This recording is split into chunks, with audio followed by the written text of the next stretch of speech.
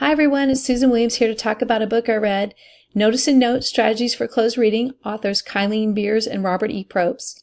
This book was copyrighted 2013, talks about strategy-based comprehension instruction. The authors show how to invite children into conversations that help them be close and thoughtful lifetime readers. The charts, examples of signpost use, and strategies were very helpful. I highly recommend reading this book for teachers of all content areas. As you can see, the table of contents is loaded with so much wonderful information to help teachers. First, I will review what this amazing book was about. This book is loaded with useful information, so I will touch on the main parts. At the end, I will give you my opinion of what I liked and what I would wish for from this book. The ideas written in this book were inspired by Louise Rosenblatt, a mutual friend of Beers and Probst. Rosenblatt was known for saying that meaning can't take up residency in the, quote, ink spots on paper, unquote. Instead, it takes place when the reader connects with the text. So one section of the book talks about fiction is very powerful, helps us understand other human beings, versus nonfiction, which lets us learn more information. Fiction is how we interact with text at a very young age. For example, we read picture books, poetry, fairy tales.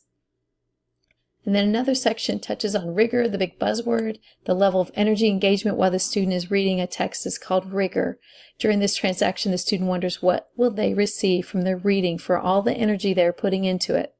If the student doesn't understand what they have read, they will oftentimes rush to their teacher for help.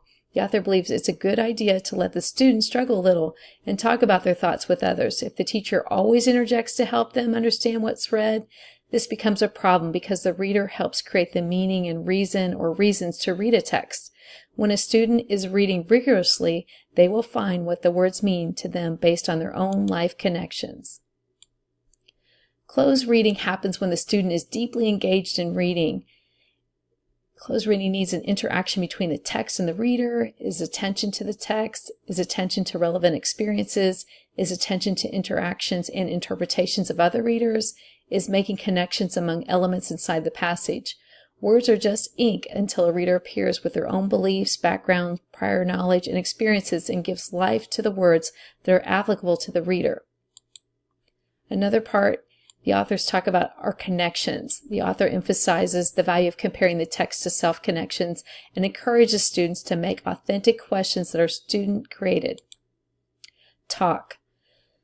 Strive for engaging. The author believes the text should get harder as the school year advances, and the way to achieve that goal is to have classroom talk. So they talk about two different types of talk, monologic and dialogic. In monologic is teacher-driven, usually one right answer to check for comprehension, and it's not very engaging. Dialogic is teacher and student coming together to become co-constructors of knowledge. The input is more student-driven than teacher-driven. Students see their opinions as authentic and more applicable to their lives, and it's very engaging. Practice and talk and following an argument will help students be ready to participate in democratic society, and it will help them be work-ready. Rigor and talk checklist. There's one in the book, and I have another example that comes in a little bit clearer here. Rigor and talk checklists. Students in disposition, students in text, students in ideas, students in reasoning evidence, and students in vocabulary. So students are curious as shown by comments such as tell me more and show me how and what if we did this. So they give helpful checklists to teachers to help with the comprehension reading. Strategies, signposts. Signposts are moments within a fictional selection that ask the reader to stop and notice the moment and take note about its importance. After the students notice a signpost, they need to do something with it. This strategy sends the student back into the text and encourages an authentic response.